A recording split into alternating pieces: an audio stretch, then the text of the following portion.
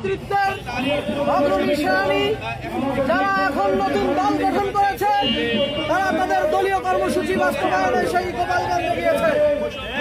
আমরা কোন দল বুঝি না, আমরা বিএনপি বুঝি না, আমরা জামাত বুঝি না, আমরা এনসিপি বুঝি না, আমরা অধিকার পরিষদ বুঝি না। আমরা বুঝি এই সকল দল নেতৃত্ব দিয়েছিল 24 জুলাই আন্দোলনে। আমরা বুঝি তারা ফাঁসিবাদ মুক্ত করেছে। এজন্য আমাদের নৈতিক দায়িত্ব থেকে আমরা আজকে আবারও রাজপথে এসেছি। আমরা এই রাজপথে যতদিন আছি, আমাদের ভাইদের যদি রক্তবিন্দু আবার মাটিতে পড়ে, আমরা তাহলে এই আওয়ামী লীগের মদতকারী দালালদের আমরা বাংলাদেশ থেকে উৎখাত করে বাংলাদেশের বাইরে যেভাবে পাঠানো যায় সেভাবে পাঠাবো। যাদেরকে পাঠাতে পারবো না তাদেরকে এই বাংলার মাটিতে পুঁতে রেখে দেব। আমরা বলতে চাই, আজকে আমাদের এই যে কর্মসূচি, এটি বিস্তর থেকে আরো বিস্তর হবে ইনশাআল্লাহ।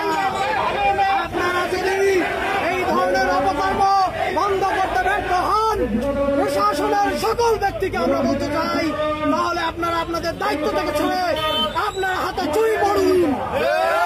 আপনাদের চুরি পড়ে বসে থাকা প্রয়োজন। যেখানে জুলাইয়ের নেতৃত্বের উপর হামলা হয়, সেখানে দেশের জনগণ কিভাবে সুরক্ষা দিতে পারেন আপনারা, আমরা এটা বুঝে আসে না। ভাইরা আমার, আমরা আবারও হুঁশিয়ার করে বলতে চাই, আজকের এই যে ব্লকেট, এটি আমরা এখানে অল্প পরিসরে আজকে সীমাবদ্ধ করছি। আমাদের যদি মনে হয় যে আপনারা আমাদের নিরাপত্তা দিতে ব্যর্থ হন, তাহলে এই কুড়িগ্রাম তো আমরা অচল করবই, সারা বাংলাদেশে এক জায়গায় অচল করে দেওয়া হবে। প্রিয় ভাইরা আমার, সর্বশেষ আমি এই শান্তিপূর্ণভাবে বলতে চাই, আপনারা জুলাই সনদ খুব দ্রুত তার সময়ে আপনারা বাস্তবায়ন করুন। কারণ জুলাইয়ের বিপ্লবের একমাত্র প্রোক্লামেশন জুলাই সনদ আপনাদের বাস্তবায়ন করতেই হবে। আমরা আমাদের জায়গা থেকে আরো বলতে চাই, সরকার আপনি সময় যে দলগুলি আমাদের পাশে জুলাই সনদ দিতে, জুলাই সনদের পক্ষে দাঁড়ায়, তাদেরকে নিয়ে খুব দ্রুততার সহিত জুলাই সনদ বাস্তবায়ন করুন।